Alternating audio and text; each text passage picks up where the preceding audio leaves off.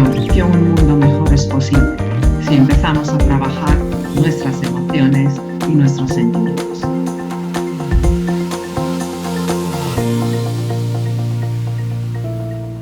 Advertencia. Este material no ha sido creado para trabajar con traumas, fobias o trastornos emocionales, mentales o del comportamiento. Para situaciones de dicha índole, se aconseja consultar con un profesional de la salud mental.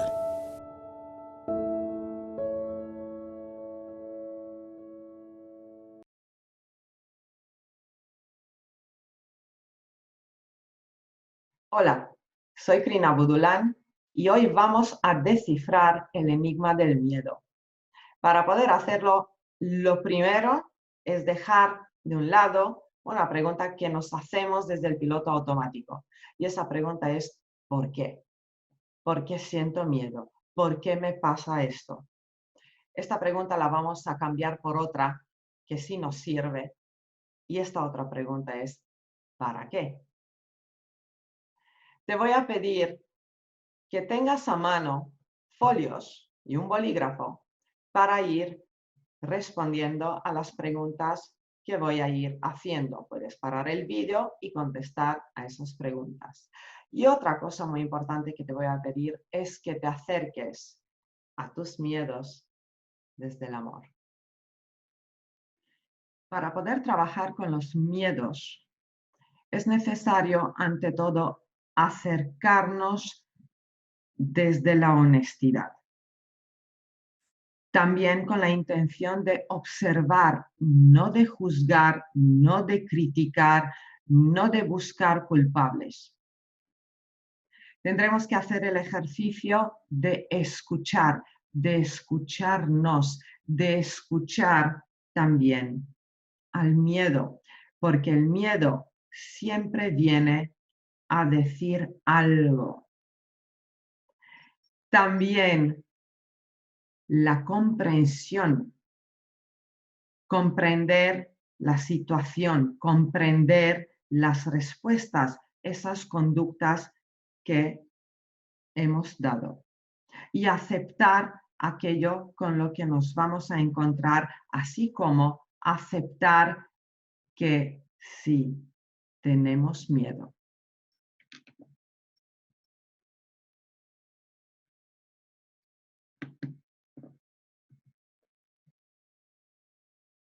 La primera pregunta a la que tendrás que responder desde la honestidad. ¿Qué es lo que más me asusta en estos momentos? Observa tus pensamientos. ¿Son positivos? ¿En qué piensas? ¿Haces proyecciones de futuro? ¿Qué es lo que ves? Todas las respuestas son válidas. Puedes parar el vídeo y apuntar tranquilamente las respuestas. El número de miedos que has apuntado como respuesta a la pregunta anterior te da una pista sobre dónde te sitúas, en la cultura del miedo o en la cultura antimiedo. ¿Alguna de estas frases te resuenan? O quizás incluso te las dices tú. Como no hagas, como se te ocurra hacer, más te vale que hagas lo que yo te diga. No vayas al pasillo que ahí está el coco. Si no estudias, acabarás siendo, no discutas, no hables. Hay que ser temeroso de, debes respetar, debes obedecer.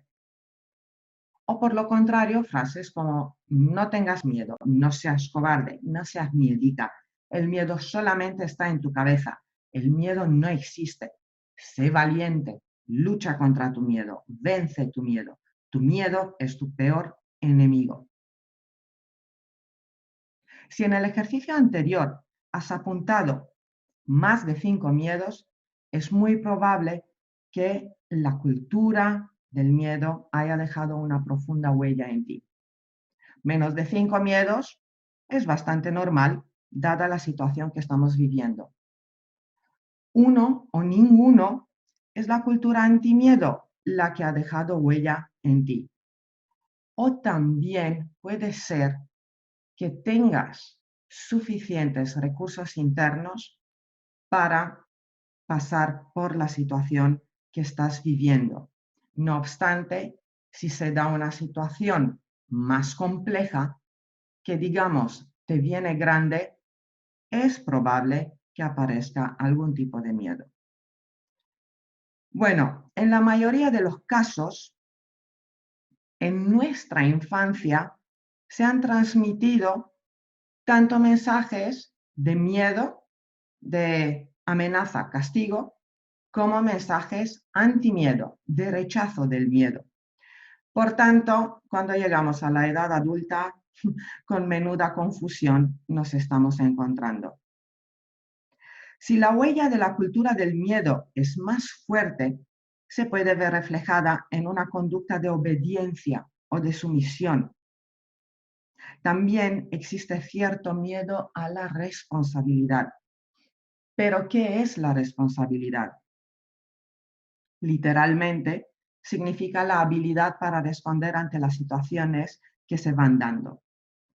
Si hay miedo a la responsabilidad, dejamos que otros respondan, que otros decidan, incluso por nosotros.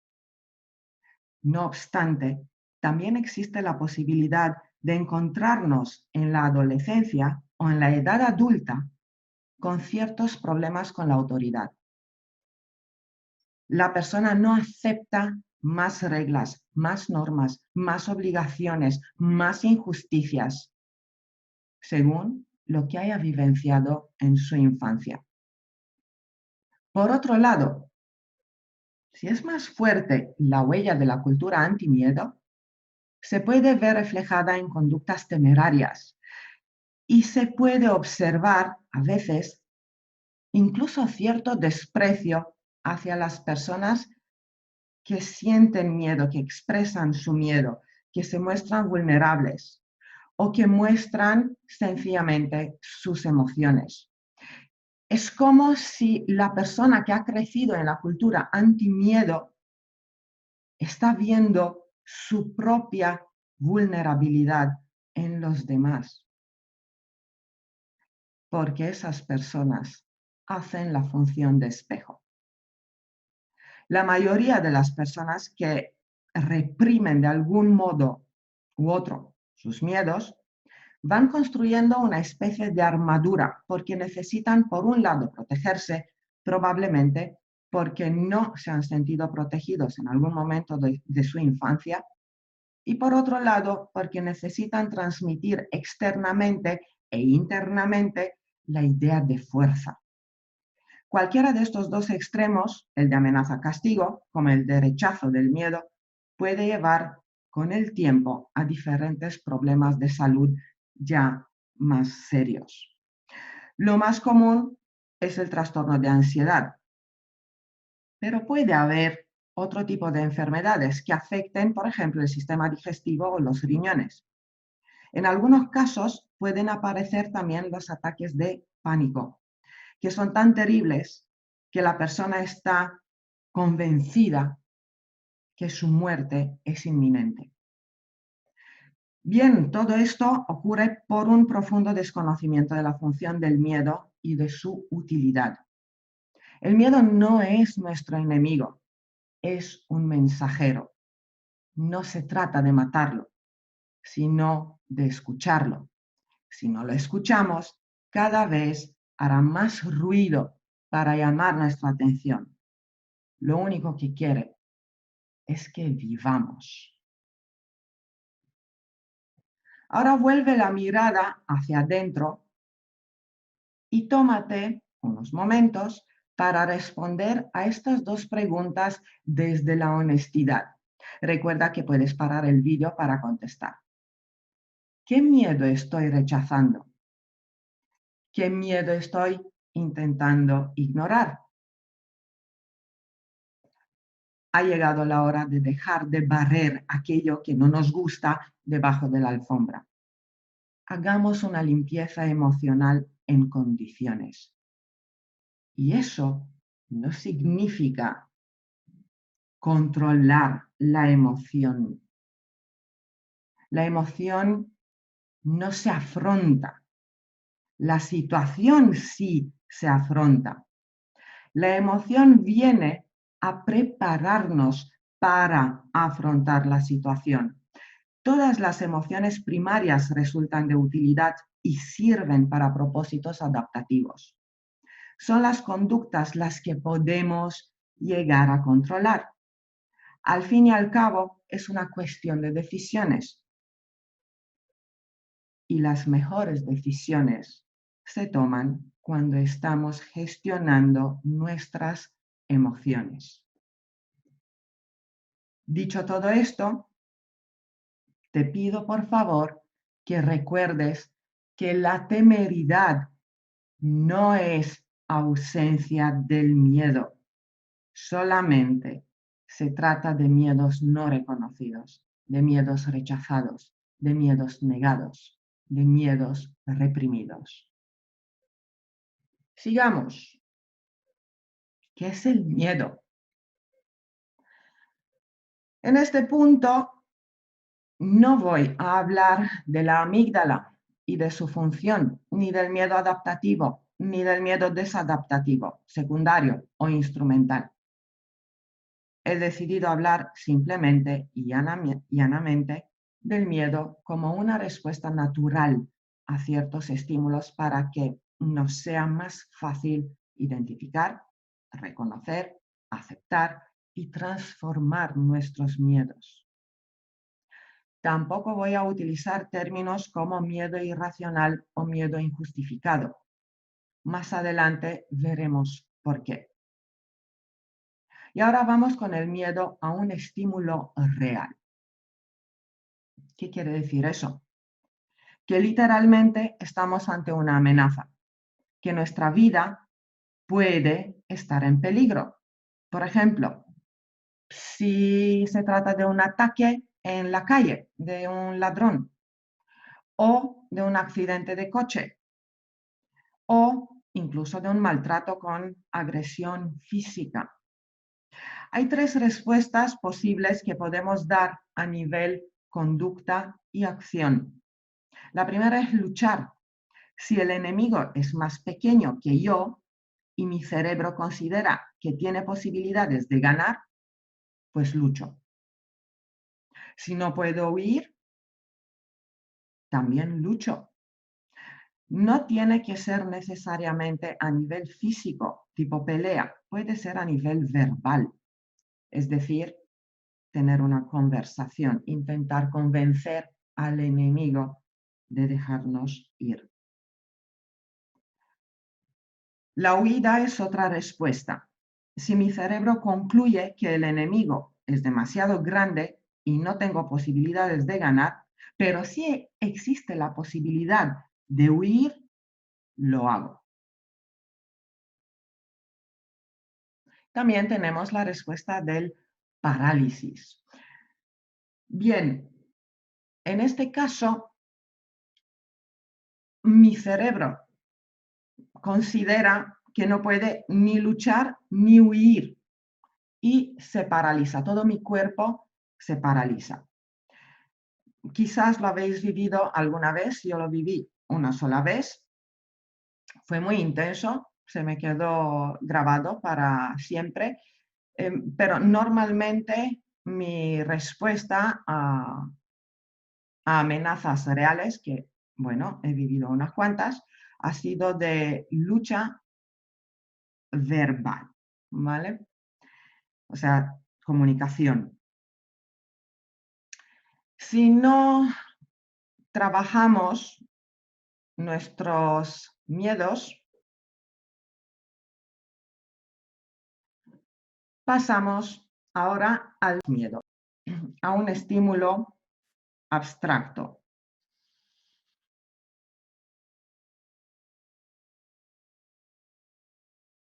El pánico puede aparecer también como respuesta si la amenaza es excesivamente grande. No puedo luchar, la única manera de intentar salvar mi vida es una huida hacia adelante, pase lo que pase, pise a quien pise. Si se trata de un grupo de gente, hablamos del pánico colectivo y la conducta es parecida a la de los rebaños de animales asustados. Este comportamiento se ha podido ver innumerables veces, por ejemplo, en casos de incendios en espacios cerrados y con una sola salida, casi siempre con víctimas mortales o con heridas muy graves.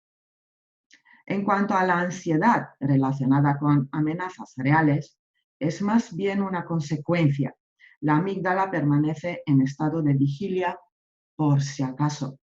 Se trata del trastorno por estrés postraumático. Y ahora vamos con el miedo a un estímulo abstracto. ¿Qué quiere decir esto? Que hay una amenaza para algún aspecto de mi vida. Existe la posibilidad de quedarme con alguna necesidad descubierta. Por ejemplo, quizás mi relación de pareja está en peligro o mi trabajo está en peligro. Por ejemplo, corre el rumor de ciertas reestructuraciones dentro de la empresa y es muy posible que haya despidos. Existe la probabilidad de que yo sea una de las despedidas. ¿Qué puedo hacer? Puedo luchar con uñas y dientes por mi puesto. Puedo huir hacia adentro, pensar en otra cosa, distraerme, centrarme en algo específico o incluso se llega al uso de drogas de cualquier tipo, porque busco evadirme de alguna manera. O también puedo huir hacia afuera, apartarme de alguna manera. Cojo vacaciones, me doy de baja o me despido yo antes de que lo hagan ellos. Ojo, estos son meros ejemplos. También puedo entrar en parálisis y perder incluso la capacidad de concentración. Mi rendimiento bajará considerablemente. Si además hay otros miedos sin gestionar, puede haber un episodio de ansiedad. Si mi autoestima es baja, si tengo un diálogo interno muy destructivo, puedo entrar en pánico y empiezo a difundir mi terror entre mis compañeros, contagiando mi miedo. Hablando aquí también del pánico colectivo, lo hemos podido ver al comienzo de la cuarentena, cuando hubo un exceso de compras, especialmente de papel higiénico. Eso no fue una coincidencia. El papel higiénico, por su volumen, le transmite al cerebro la idea de tener. Y también está relacionado con la idea de defecar. Cuando hay mucho miedo, aparecen problemas de digestión y puede haber diarreas y puede haber vómitos. Evidentemente, todo esto ocurre en el inconsciente. Ahora, volviendo al ejemplo de la empresa y la posibilidad de despido, el miedo me viene a decir, vete preparando plan A, plan B, plan C. Todas esas respuestas que hemos visto antes no son efectivas. Ahí es cuando actúo desde el miedo. Si yo gestiono mi miedo, si lo escucho, entonces sí, me pongo manos a la obra y empiezo a prepararme el plan A, plan B, plan C. Dentro del plan A, quizás sea buena idea incluir la búsqueda de otro trabajo, crear un currículum vitae, empezar a prepararme. Recordemos que se trata de un rumor. Así empezaría a gestionar el miedo, porque luchar o huir o entrar en pánico o entrar en parálisis no me sirve. Ese parálisis, la ansiedad o el pánico, lo único que hacen es empeorar las cosas y quizá con el tiempo incluso traigan mi despido. La clave para la gestión emocional es reconocer los recursos que tengo. Volveremos a hablar de ello. El miedo es la emoción más rechazada por la sensación desagradable que nos produce. También cuando no sabemos gestionarlo, hemos visto que los resultados, las consecuencias pueden ser desfavorables. Y por eso entramos en esa cultura antimiedo y lo rechazamos. Vamos a ver ahora el miedo a un estímulo irreal.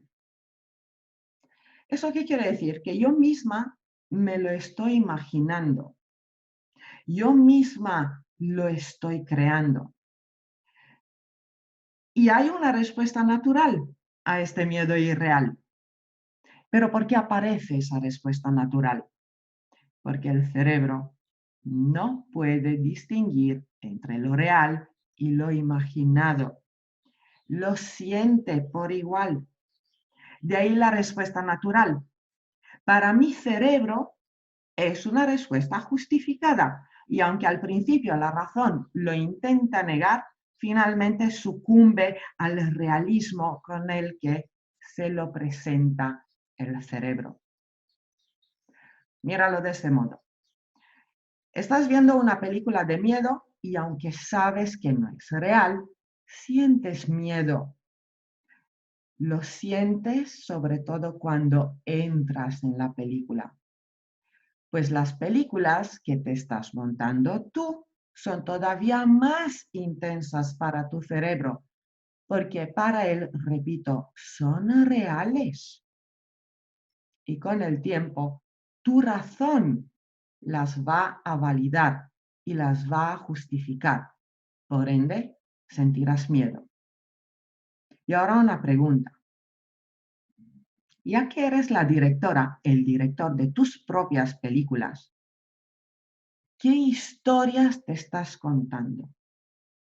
¿Y qué historias te vas a contar a partir de ahora? ¿Qué películas vas a crear? Y ya que estamos hablando de miedos conocidos como injustificados o irracionales, quiero hablar unos momentos de las fobias, que son un caso aparte.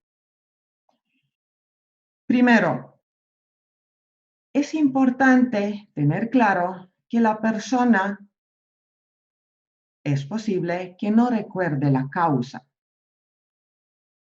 que no recuerde la experiencia, pero eso no quiere decir que esa experiencia no exista. Por ejemplo, si alguien tiene fobia a las arañas y no recuerda un encontronazo con una araña, no quiere decir que el suceso traumático para esta persona no sucedió. Existen técnicas para averiguarlo. Una de ellas, por ejemplo, es la hipnosis. Segundo, en muchos casos es cierto que no exista una experiencia previa, una experiencia traumática con una araña, para seguir con ese ejemplo. Pero en ese caso, la araña es una metáfora. Algún aspecto de la persona o algún miedo está empaquetado. Y es necesario descubrir qué representa la araña para esta persona. Quizás siente que está atrapada por algo pegajoso como la telaraña y no puede escapar de la araña. ¿Quién o qué es la araña? Es crucial descubrir de qué se trata, ya que el trabajo posterior se tendrá que realizar de diferentes maneras según el tipo de fobia, según la causa. De nada sirve, por ejemplo, que a una persona para la que la araña es una metáfora, la vaya a exponer paulatinamente a la presencia de arañas.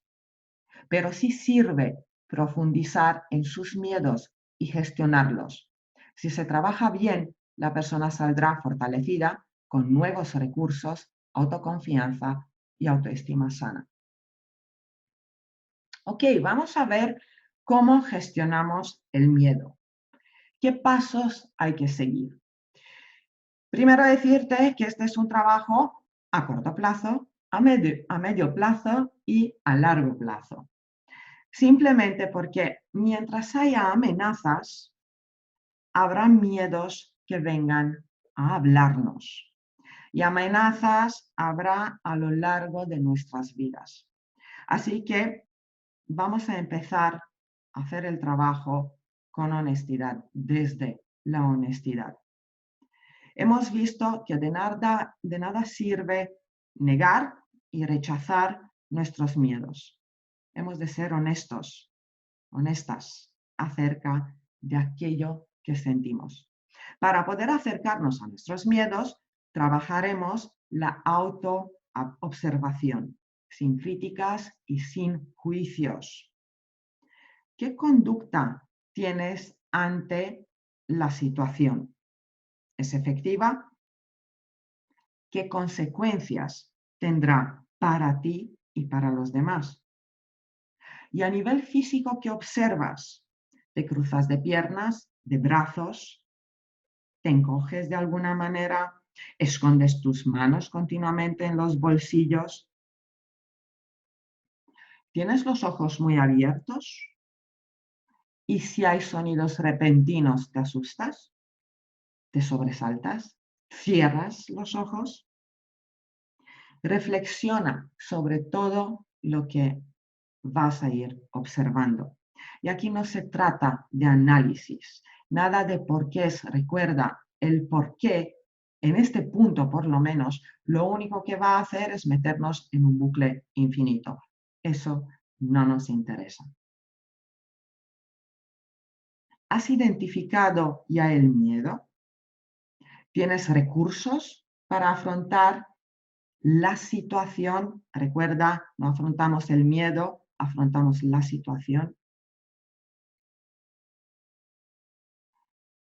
Y luego vamos a ir profundizando en la emoción para encontrar el componente adaptativo. Es importante acercarnos con amor, así que vamos a hacer un ejercicio. Te recuerdo que puedes parar el vídeo para realizarlo. También te digo que este ejercicio sería bueno realizarlo después de haber visto toda la masterclass. Bien, imagínate que tu miedo toma forma humana. Puede ser un anciano o una anciana, o quizás sea una niña o un niño que tiene en sus brazos un osito de peluche. Dale las gracias por haber venido y pregunta qué quiere decirte, qué mensaje tiene para ti. ¿Qué quiere que hagas? ¿Qué necesita que hagas? Y quizás te conteste algo como: necesito que no me fuerces, necesito que no me grites, necesito que no me rechaces, necesito que te sientes conmigo y que me escuches. Pregúntame si estoy en condiciones de hacer lo que tú quieres que haga. Y si puedo avanzar, acompáñame. Y si necesito parar, acompáñame. Y si necesito retirarme, acompáñame sin retarme, sin humillarme. Por favor, no decidas por mí sin consultarme. Quizá te siga hablando de aquello que puedes hacer porque sabes cómo, porque ya lo hiciste antes. Te lo recordará. Tú sigue preguntando y sigue escuchando. Y cuando haya acabado, dile algo como: si eso es lo que te ocurre y eso es lo que necesitas, por supuesto que voy a dártelo. Luego agradece su visita y suéltalo. Déjalo ir. Esta es una relación solidaria y de cooperación, y el miedo deja de ser disfuncional. Se transforma en tu fuerza interior. Recuerda que el miedo no es un enemigo, es un aliado. Con este ejercicio se trabaja el reconocimiento, la comprensión y la aceptación del miedo, así como su transformación. Por último, queda realizar la acción efectiva hacia la solución. Así que, una vez más, desde la honestidad, ¿qué te asusta? La incertidumbre, la soledad, el qué dirán, el rechazo, el abandono, la humillación, la traición, la muerte. Puedes parar el vídeo y tómate tu tiempo para apuntarlo. Si se te ocurre otra cosa, apúntala también. ¿Cuánto evitas ese miedo o esos miedos que has apuntado? Verás, aquello que más temes lo vas a ver en todas partes, una y otra vez. Y lo vas a provocar de una manera u otra. Por ejemplo, si me da miedo que me abandonen, porque ese es un sufrimiento terrible, prefiero romper yo la relación antes. Consecuencia, por mi miedo al sufrimiento, vamos a sufrir los dos. Lo peor, que quizás llegue a huir de otras relaciones, que quizás llegue a romper una y otra vez todo tipo de compromisos. Porque ya lo sé yo, que al final todos sufriremos. Y ahí está la paradoja. Al evitar aquello que me da miedo, que en este caso sería el sufrimiento, estoy impidiendo que se cubra la necesidad que hay detrás, que en este caso sería la conexión, el amor, la pertenencia. Además, repetiré el patrón y el sufrimiento echará raíces. Ahí tendré la profecía autocumplida. Pero vamos a profundizar un poco, vamos a entrar en ese bosque mágico donde están mis miedos, tus miedos. A ver si vas reconociendo alguno. Empezamos con el miedo al cambio. Este miedo lo conocemos porque, bueno, está en nuestras vidas. La vida en sí es cambio, ¿verdad? Bien, ¿qué es lo que tienen en común el cambio, lo desconocido y la incertidumbre? Sobre todo la necesidad de control. El no saber qué ocurrirá es muy estresante y se necesita tenerlo todo bajo control. Para el cerebro humano, los cambios, sobre todo los impuestos, son especialmente desagradables, porque implica que habrá algún tipo de pérdida, lo que traerá tristeza. Si queremos gestionar bien los cambios, necesitamos trabajar profundamente el desapego, aprender a soltar, a dejar ir, saber reconocer nuestras habilidades y capacidades, aprender a ver las oportunidades y tener la flexibilidad mental, entre otras cosas. El miedo a lo desconocido es algo que aprendemos en la infancia. La manera en la que nuestros padres han lidiado con lo desconocido tiene mucho que ver con nuestra actitud hacia todo lo que sea nuevo, diferente de lo que ya conozco. El miedo a la incertidumbre, evidentemente, tiene que ver con la necesidad de certeza. De lo que se trata básicamente en los tres casos es de la falta de confianza en mis propios recursos, en mis conocimientos, mis capacidades, mis habilidades. No sé si voy a ser capaz de manejar o de controlar lo que venga. No sé si voy a tener la habilidad de responder ante las situaciones que se van a presentar. ¿Te suena? Sí, así es. Este es el miedo a la responsabilidad. ¿Qué más tenemos relacionado con lo anterior? El miedo al fracaso, el miedo al éxito y el miedo a ser un fraude, lo que también se conoce como el síndrome del impostor.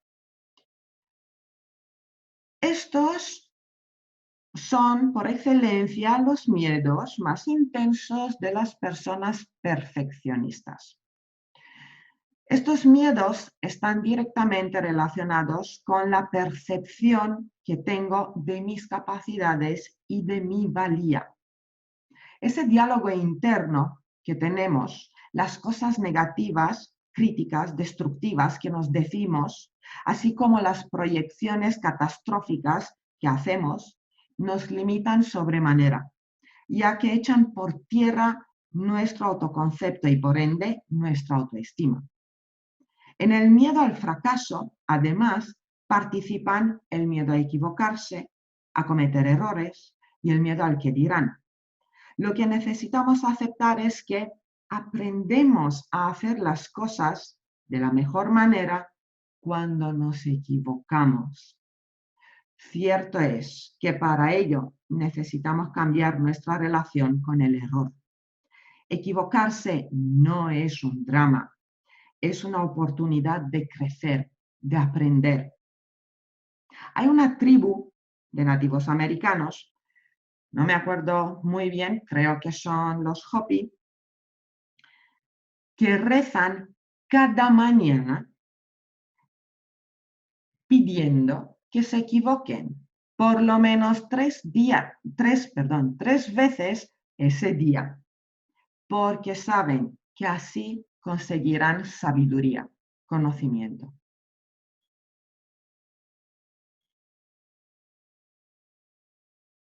Si te preocupa el que dirán, por ahora solamente te voy a hacer una pregunta.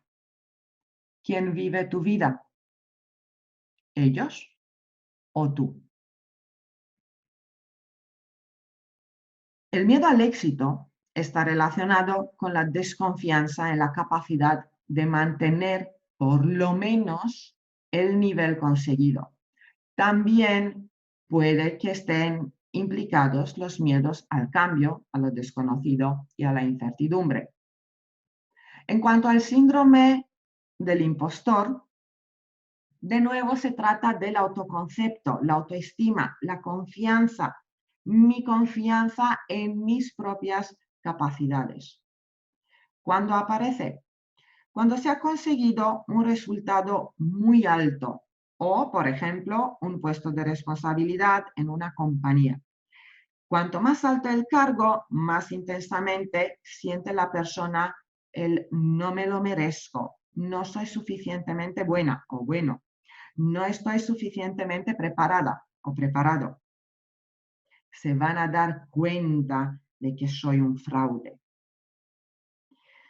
Bien, las estadísticas muestran que este síndrome lo desarrollan más mujeres que ocupan altos cargos que hombres que ocupen altos cargos. Pero vamos a seguir. Mira, aquí tenemos el que dirán, la humillación y el miedo a hacer el ridículo. Estos tres miedos tienen mucho que ver con el miedo a estar expuestos, almas desnudas delante de un público que nos puede juzgar, criticar, rechazar, reírse de nosotros. Cuando se hace muy presente, por ejemplo, cuando nos toca hablar en público, incluso cuando simplemente se nos pide dar nuestra opinión, por ejemplo, delante de un número reducido de personas. Las raíces suelen estar en la infancia. Puede que en alguna ocasión importante para nosotros se nos ha dicho algo como, cállate, ¿qué sabrás tú? O nuestros problemas o un error nuestro han sido aireados delante de otros. Nos han humillado delante de otras personas. Como consecuencia, evitamos cualquier tipo de exposición pública, aunque ese público esté formado por una sola persona. Llegamos a cuidar en demasía lo que hacemos y lo que decimos para no darles razones de desaprobación, de crítica, de juicio o para que se burlen de nosotros. Esto crea dependencia de lo que los demás puedan opinar sobre nosotros. Y son unas cadenas muy, muy, muy pesadas. A veces las personas que han sido humilladas en el pasado como mecanismo de defensa llegan a humillar a otros. Eso lo podemos ver en los abusones, en los bullies. Para gestionar estos miedos es necesario que recuperes la independencia, la libertad de ser quien tú quieres ser. Vuelve a confiar en ti y empieza a aceptar que cada ser humano tiene sus defectos. Nadie es perfecto. Menudo aburrimiento sería si todos fuéramos perfectos, ¿no crees? Aprende a reír contigo, no de ti, contigo. Ríe de las situaciones, de tus equivocaciones. Ríe con tus miedos. Ríe de aquello que consideres que son tus defectos. Ríe, ríe, ríe. Recupera la alegría de vivir sin que te importe lo que digan los demás. Solamente tú puedes vivir tu vida, recuérdalo. Vívela con alegría. Y sigamos. El miedo al rechazo, al abandono, al compromiso. Casi que me apostaría lo que sea que has pensado en las relaciones de pareja. Es cierto que es precisamente en ese área de la vida, donde más evidentes se hacen estos miedos, pero en realidad están presentes en todas las áreas de la vida. Lo relacionamos con el tema pareja porque se trata de aceptación, validación, afiliación, pertenencia, al fin y al cabo, de amor. Para mí, la necesidad psicológica del amor, de la conexión, es como la estrella central de un sistema planetario y a su alrededor giran los planetas y sus satélites, es decir, las demás necesidades. Pero veamos qué pasa con el miedo al rechazo. Si no me equivoco, fue en 2009 cuando un grupo de neurocientíficos descubrieron que el rechazo social duele igual que cuando se rompe un hueso. Se activan los mismos grupos de neuronas en ambos casos. Dolor real. Cuando se produce en la infancia, esta herida emocional o herida del alma, como también se conoce, es tan profunda que por mucho amor externo que recibas posteriormente, hasta que no te ames tú, no puedes sanar. Pero cuando por fin lo haces, la estrella vuelve a brillar, vuelve a tener energía y todos los planetas del sistema la reciben. Vuelven a recibir luz. Volviendo al tema de la infancia, cuando se produce el rechazo por parte de los progenitores, familiares, figuras de autoridad o por parte de los iguales. El niño o la niña siente que es el ser, la esencia, su esencia, lo que se rechaza. Eso le genera pensamientos de no ser deseado, de no ser deseada, de descalificación de uno mismo, de una misma, de autorrechazo. Ese pequeño ser humano ya no se siente merecedor de afecto, de aceptación, de comprensión y se aísla en su vacío interior. Con el tiempo se transforman en personas huidizas. En la edad adulta es muy probable que sean personas a las que aparentemente les duela o les entristezcan las muestras de amabilidad.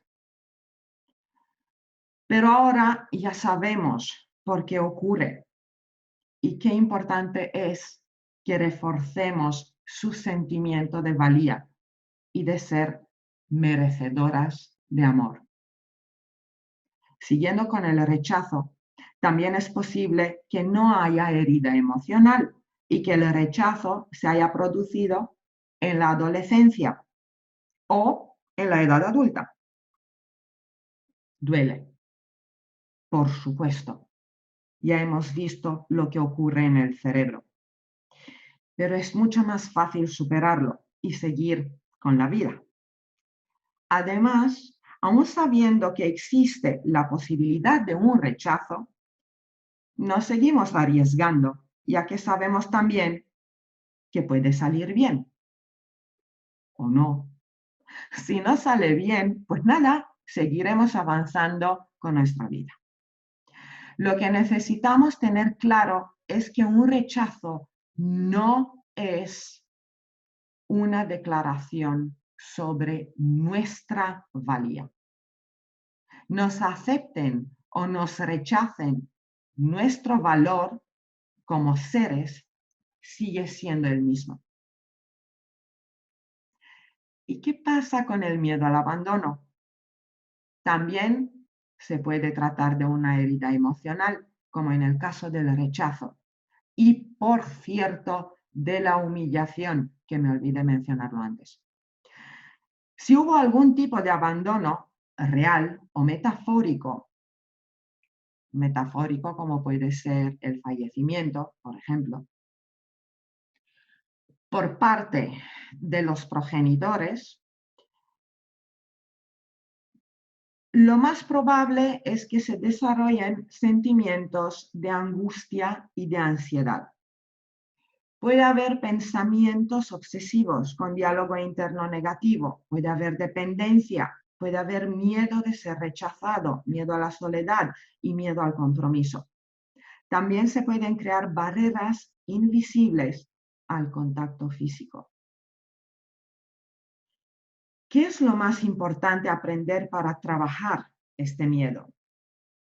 Aprender a estar solo, a estar sola, sin sentirse solo o sola. Confiar en los demás. Hacer proyecciones positivas. ¿Te acuerdas de esas películas? Pues eso. Y procurar tener un diálogo interno positivo. En cuanto al miedo al compromiso, ya hemos visto antes algunas variables y ahora su relación con el miedo al rechazo y al abandono. También puede que exista cierto miedo a perder la libertad. Y eso en el caso de las relaciones de pareja viene por la presión social, por un lado, y también por las historias de descontento de aquellas personas que realmente lo están pasando mal en sus relaciones de pareja. Bueno, si este es tu caso, simplemente trabaja todo lo que ha sido identificado hasta este momento. En cuanto a la presión social y esas historias de descontento de los demás, Recuerda que esta es tu vida. Tú eliges cómo vivirla. Tú y solamente tú sabes lo que quieres. Vea por ello. Y nosotros vamos con los siguientes miedos. Miedo a la traición, miedo a la soledad y miedo a sufrir. Veamos. El miedo a la traición. Bueno, pues aquí tenemos otra posible herida emocional. Si la persona en su infancia se ha sentido traicionada por alguno de sus progenitores o hermanos mayores o cualquier figura que supuestamente tenía que protegerla.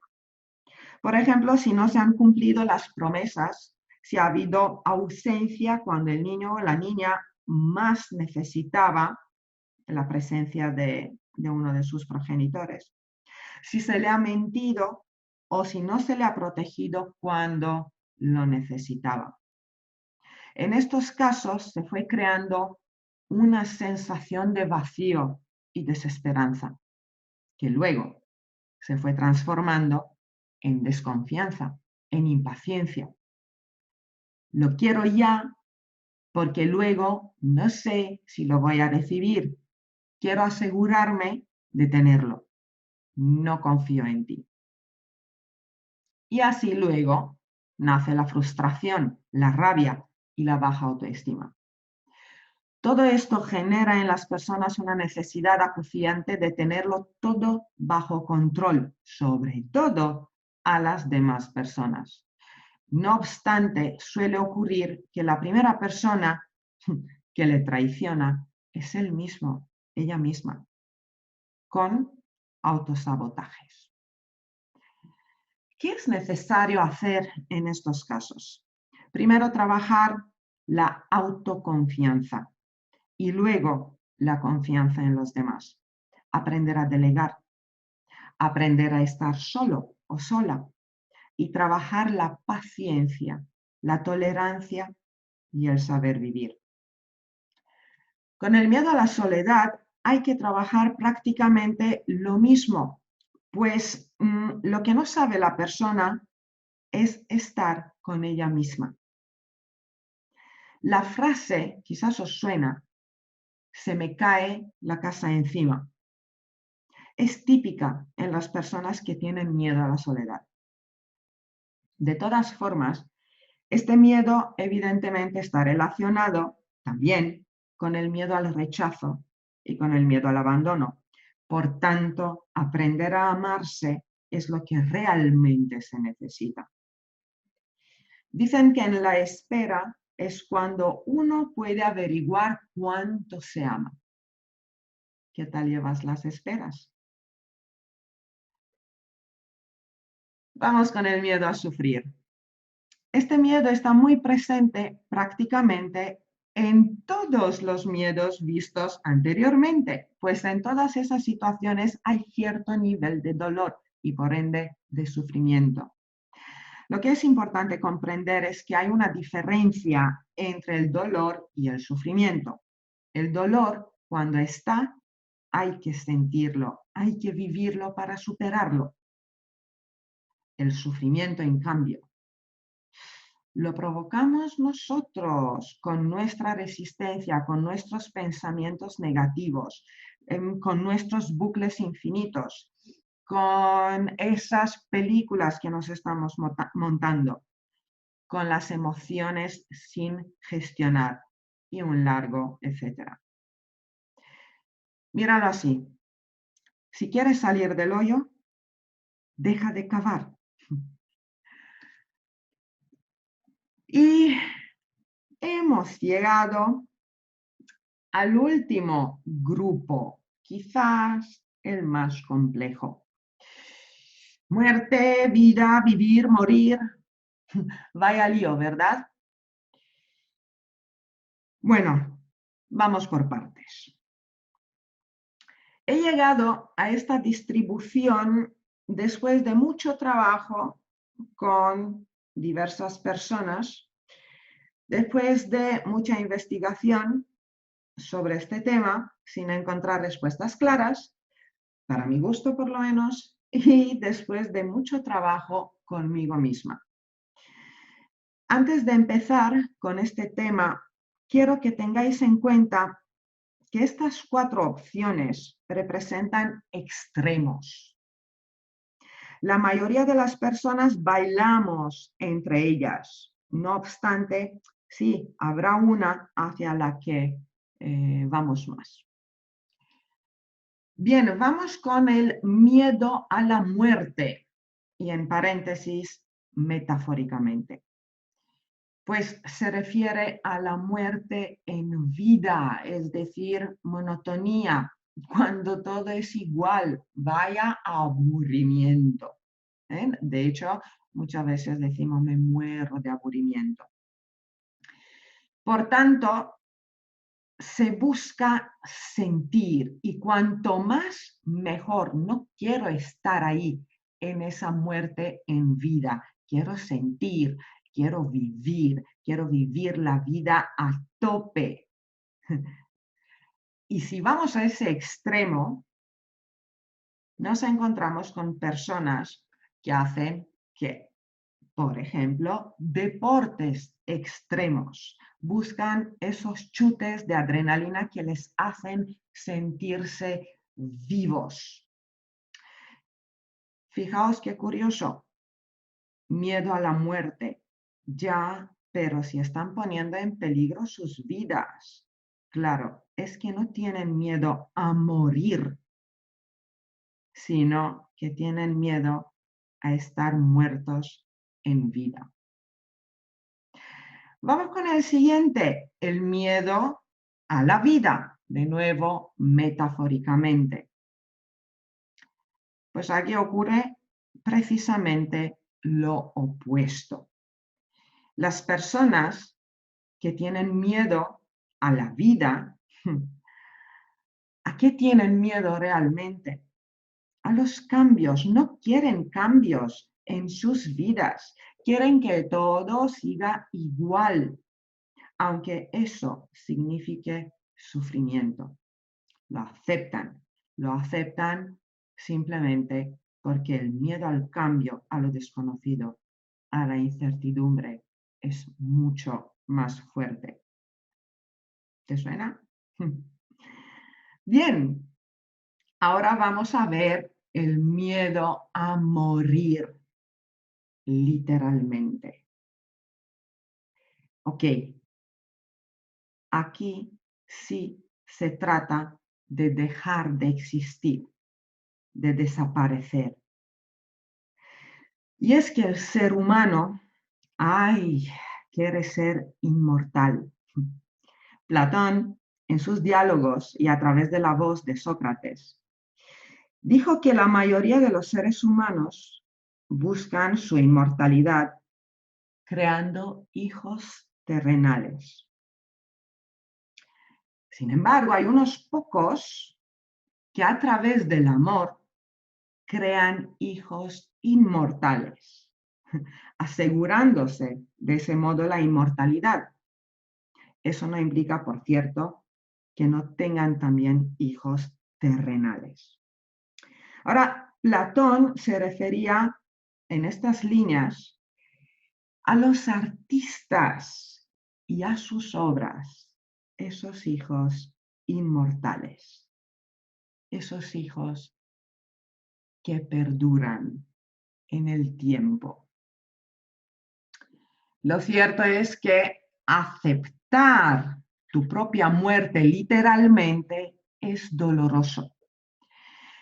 La gran mayoría de la gente ha estado cerca de la muerte en algún momento en su vida, pero eso no quiere decir, no asegura que aceptaron la propia muerte. Yo no lo hice. Las primeras 2 veces no lo hice porque era demasiado pequeña como para pensar en temas trascendentales. Solamente me quedé con un miedo terrible a nadar, no al agua, sino a nadar.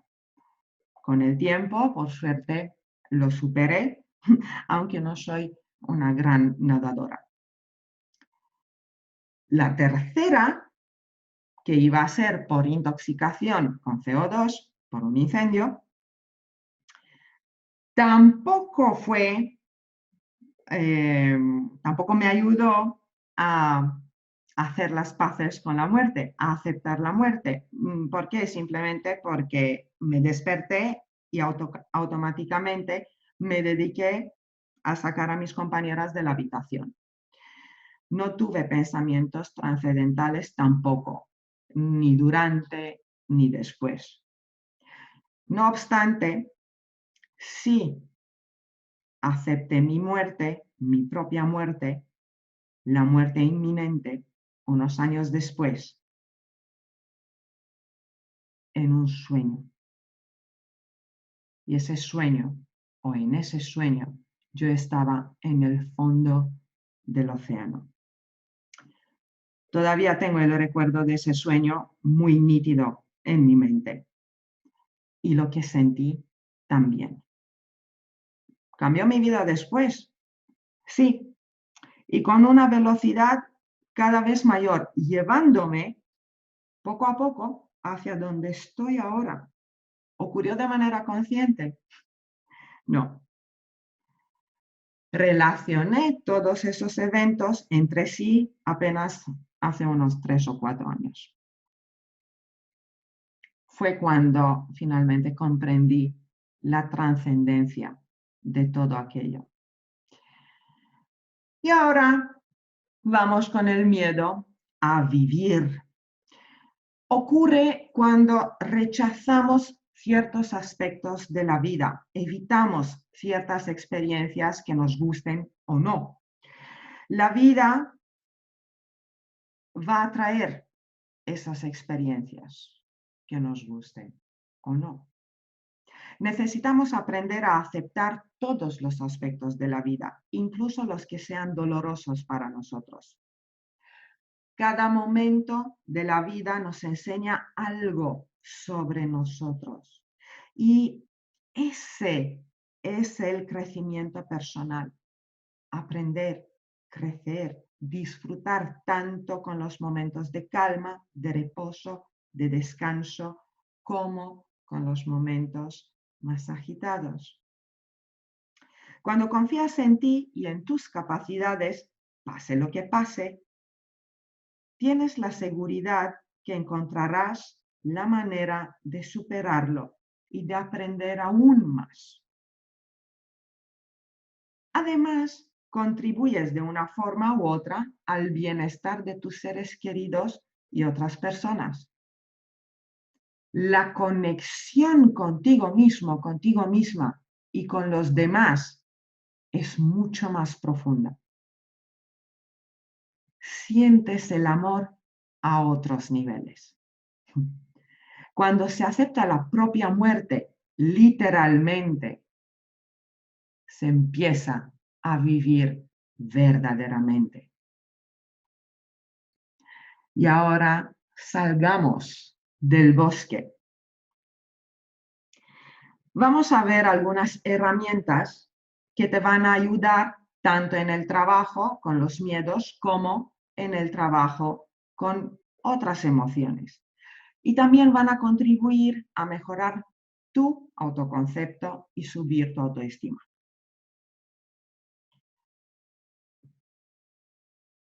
Cuando estés pasando por situaciones complejas, para un momento, y piensa en otras situaciones anteriores, similares o incluso más complejas que sí has superado.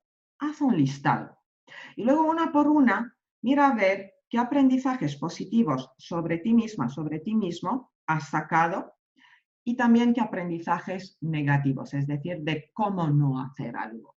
¿Vale? Ahora, es muy importante, acuérdate de centrarte en los aprendizajes positivos. Ahí están tus recursos internos. Cuando estés en una situación compleja, por favor, acuérdate de esto también. Mira muy bien qué es lo que está pasando. Piensa en qué es lo que está ocurriendo realmente. Realmente, mira a ver qué es lo que hay. No vayas a tener pensamientos negativos y a buscar razones y justificaciones y más adornos. Tampoco niegues lo que está pasando. Esa situación hay que verla como lo que es, ni peor ni mejor. A veces lo tenemos claro que estamos en una situación de reto. No sentimos miedo en ese momento porque simplemente porque sabemos que tenemos los recursos internos necesarios para superar ese reto. Otras veces nos podemos encontrar con problemas. Hoy tengo un problema, vale. ¿Cómo puedo solucionar ese problema? ¿Qué posibles soluciones hay? ¿Tengo todos los recursos necesarios para solucionar ese problema? Algunos sí, algunos no. Vale, ¿qué necesito para mejorar esos recursos, esas capacidades y solucionar el problema? Otras veces quizás nos encontremos en crisis. Ahí ya puede aparecer algún que otro miedo. Pero, de nuevo, si tenemos autoconocimiento, si sabemos qué capacidades y habilidades tenemos, podemos enfocarnos en las oportunidades. Vale, todo va a cambiar, pero ¿qué oportunidades, qué nuevas oportunidades hay? ¿Qué capacidades tengo yo para aprovechar esa oportunidad? ¿Me falta aprender alguna cosa o desarrollar alguna cosa? Bien, me pongo, lo hago y aprovecho la crisis. Otras veces nos podemos encontrar en situaciones de caos. Bien, si estamos ahí, conviene recordar que dentro del caos siempre está el orden. ¿Qué quiere decir eso? Que todo se vuelve a reorganizar por prioridades y por valores. Tus valores se van a reorganizar. Cuando consigues reorganizar tus valores y tus prioridades, ya puedes hacer como una especie de camino inverso y ver qué oportunidades hay, cómo las puedes aprovechar, qué soluciones puedes encontrar y qué retos tienes que superar.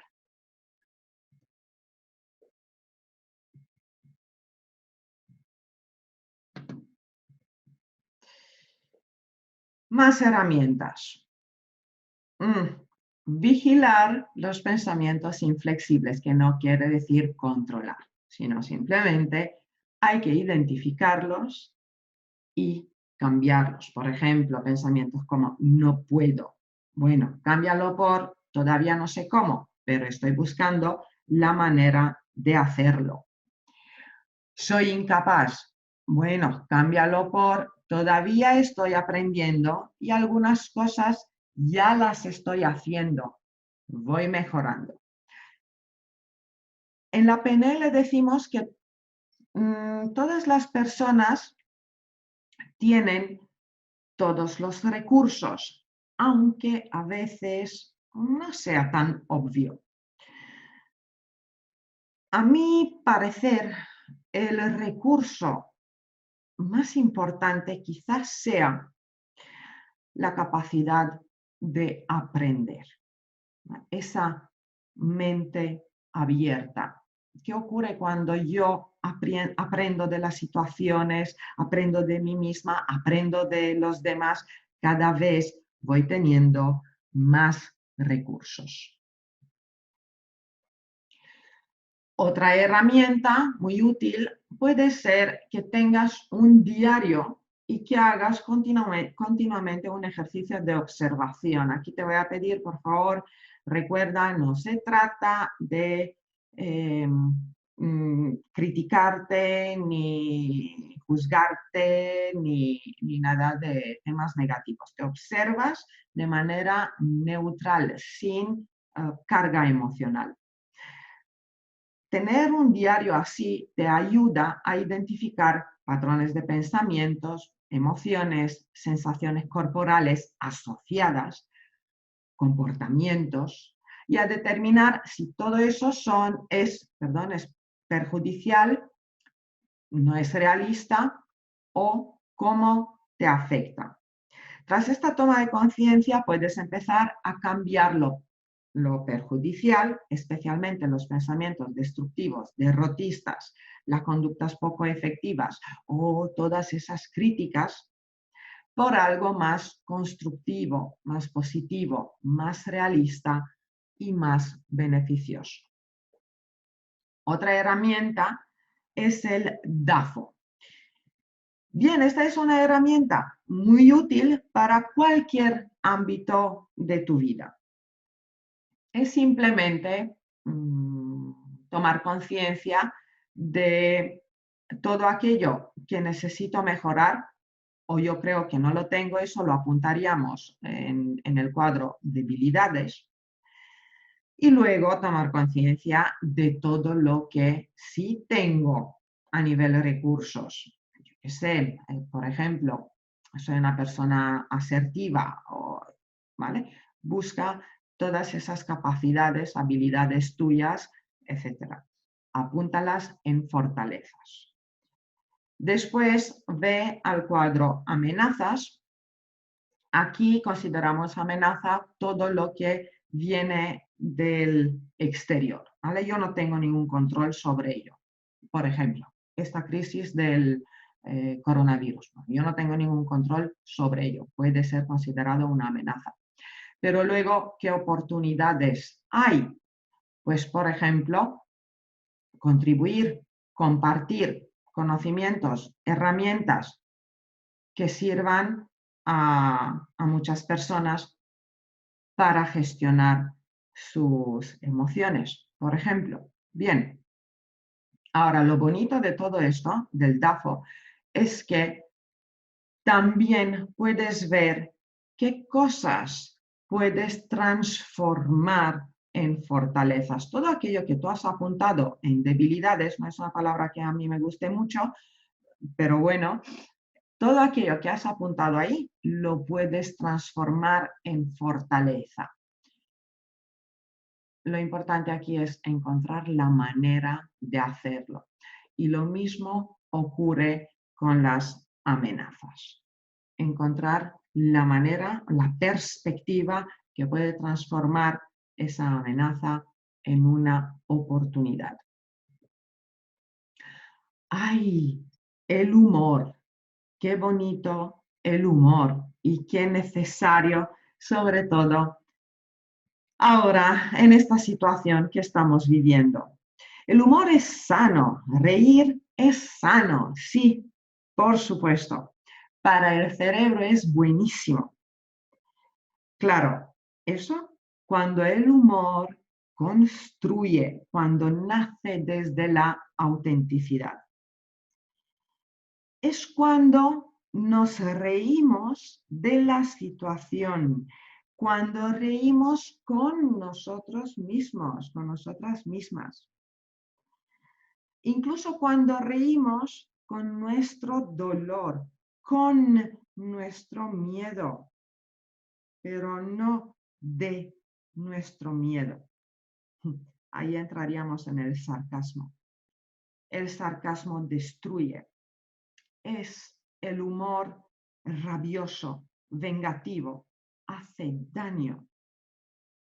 Sarcasmo viene de griego antiguo, y significa literalmente arrancar la carne.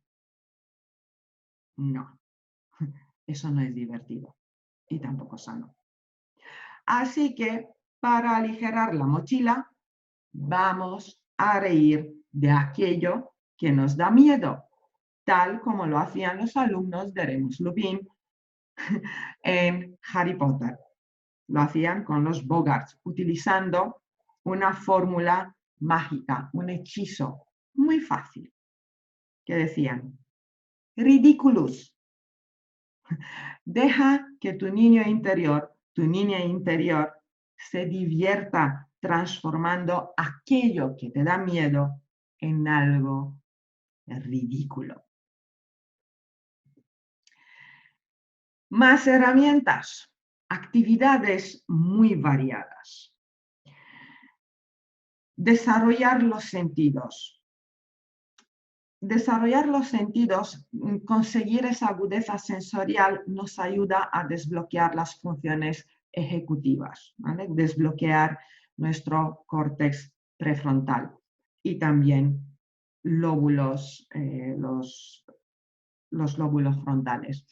Ahí están, por ejemplo, la capacidad de tomar decisiones, la creatividad, la búsqueda de soluciones, la autorregulación emocional. Haz actividades que despierten tu curiosidad. Por ejemplo, leer una novela de misterio. Por ejemplo, con la curiosidad se dispara dopamina. Haz actividades que tengan un componente deportivo. Ahí se disparan endorfinas. Busca maneras de contribuir. Ahí se dispara la serotonina y la oxitocina. Comunícate, comunícate y comunícate.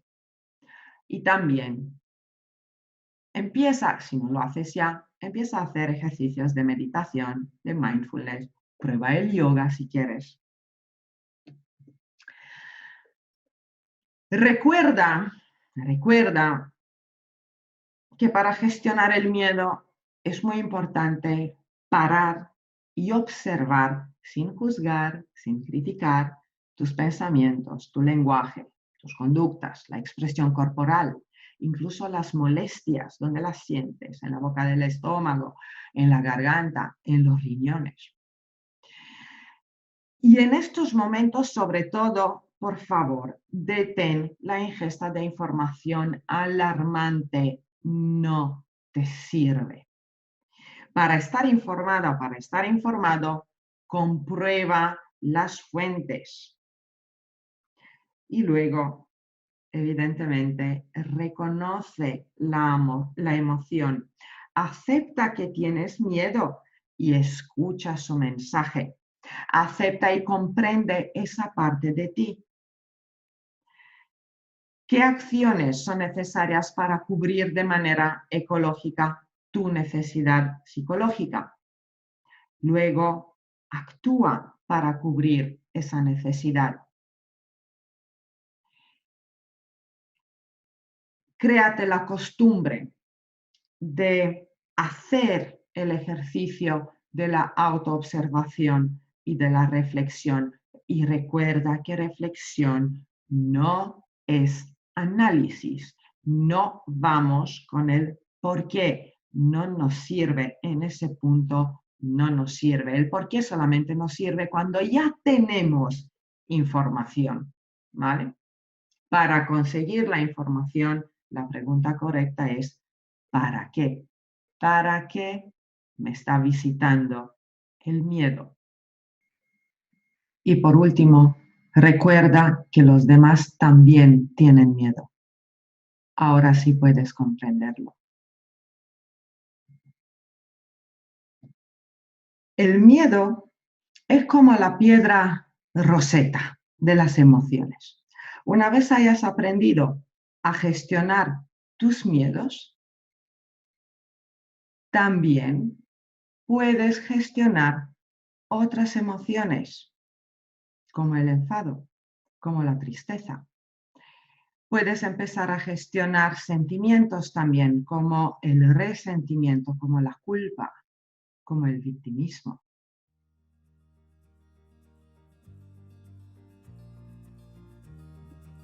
Conviene recordar, y sobre todo ahora, en estos momentos tan complicados que estamos viviendo, que sentirse débil, vulnerable y asustado como respuesta a eventos vitales estresantes.